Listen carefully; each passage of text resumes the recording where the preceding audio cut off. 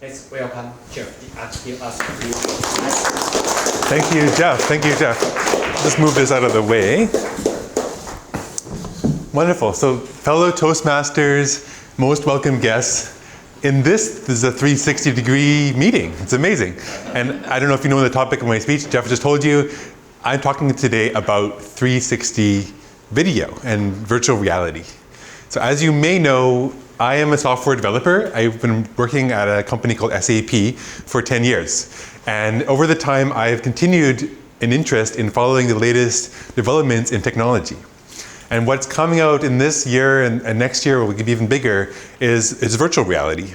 And who here has tried it before? So a lot of people have tried it. About half, maybe? That's great.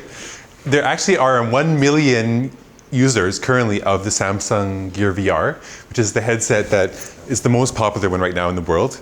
It's made by Samsung, costs about $100, and you have to have a fancy phone to work with it, but it's really quite amazing. So in addition to talking about that today, I'm also going to talk about over there, that blinking light. That is a camera on that little ball on top of the stick there. That is a 360 camera made by Samsung.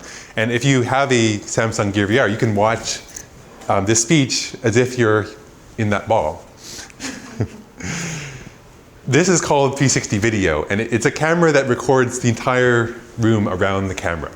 It has two fisheye lenses, if you're a photographer, that capture a very wide angle, and the camera is able to stitch together the image, so it's all one seamless image.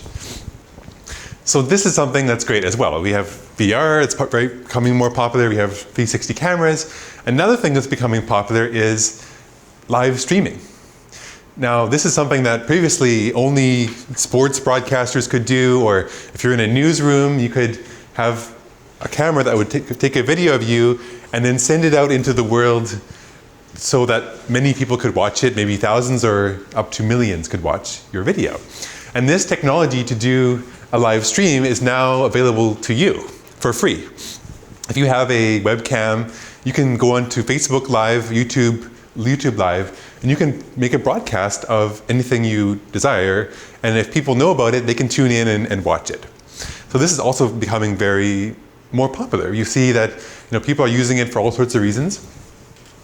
So let's combine some of those ideas. Let's combine 360 video with live streaming. And then what do you get?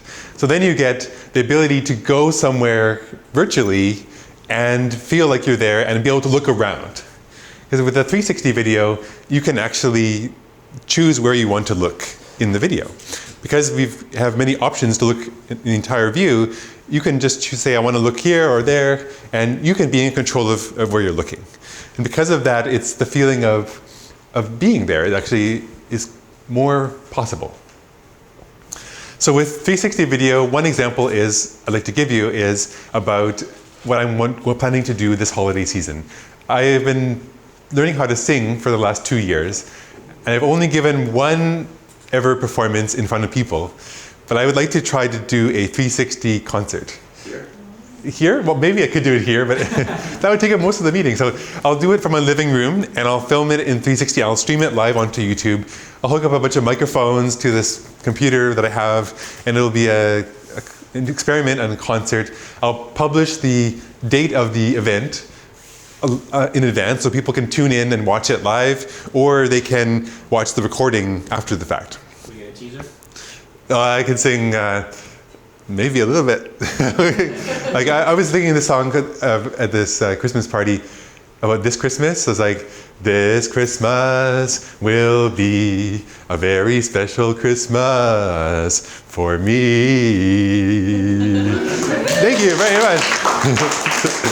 So I play piano, so I'm going to accompany myself and sing a bunch of Christmas songs and see how it works with this live streaming technology.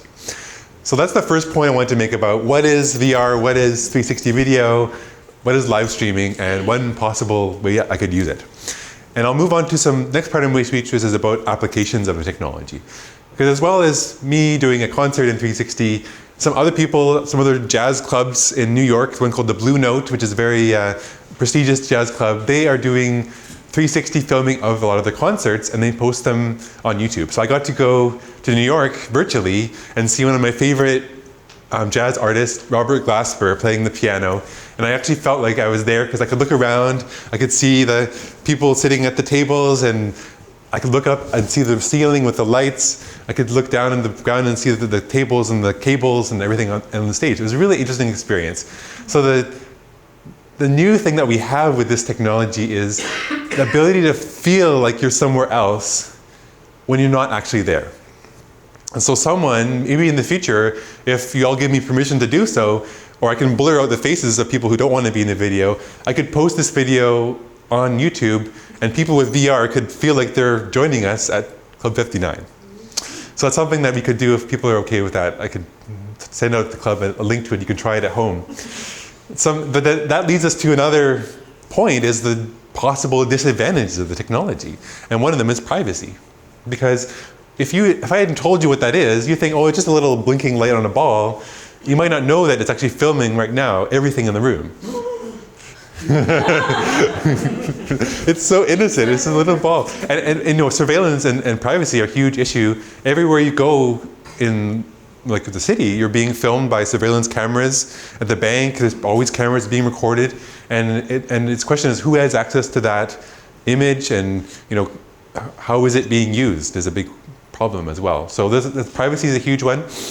Another issue to think about is about will we go to places in real life less when we can go places virtually so easily? Like, why would I actually spend thousands of dollars to go to New York to hear a jazz concert when I can get almost the same quality of sound and eventually the same quality of image, maybe even 3D kind of image, going there virtually? So these are kind of examples of some issues and questions that we'll have to explore as more people become familiar with the technology. You know, what's going to happen, and can we make sure we steer clear of these possible, you know, pitfalls and disadvantages? So I guess what I want to ask you all is, as these things become more popular, you will start hearing in the news about 360 cameras, and maybe even you heard that Mark Zuckerberg filmed his daughter taking her first few steps and released this on Facebook a few days ago. And you can actually go into his fancy house and see his daughter and his dog kind of playing around in the living room. And he wanted to capture this moment because, you know, he wants her to grow up and be able to relive this time. What will you do with 360 video, and where will it take us as a society?